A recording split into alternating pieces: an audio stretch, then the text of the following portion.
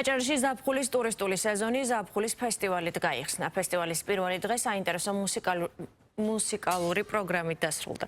მაყურებლის წინაშე ცნობილი ჰიტებით წარსდგნენ ბენდები ურსა, მიქსტურა, სინთეზი და კახაბერი და ხანუმები. ფესტივალი ბათუმში დღესაც გრძელდება და მსურველებს 17 საათიდან საოცრებათა პარკში ელოდებიან. ადგილზე ფუნქციონირებს 10-ზე მეტი ლაუნჯი და კაფე-ბარი. გაიმართება ხელნაკეთი ნივთების გამოფენა გაყიდვაც.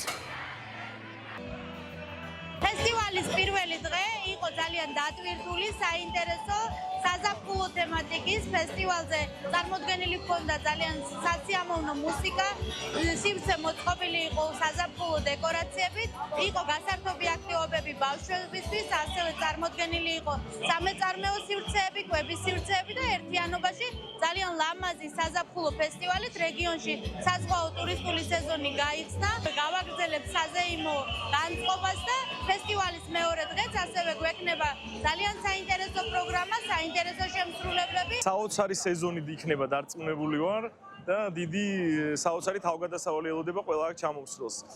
რაც შეეხება დღევანდელ დღეს და კონცერტს, ყველამ კარგად იცის ბათუმელ და ზოგადად აჭარელ მსმენელთან შეხვედრა, რამდენად დიდი გამართლება და დიდი ბედნიერებაა. ჩვენ უკვე მერამდენედ გვიწევს ამ საოცარ ხალხთან შეხვედრა.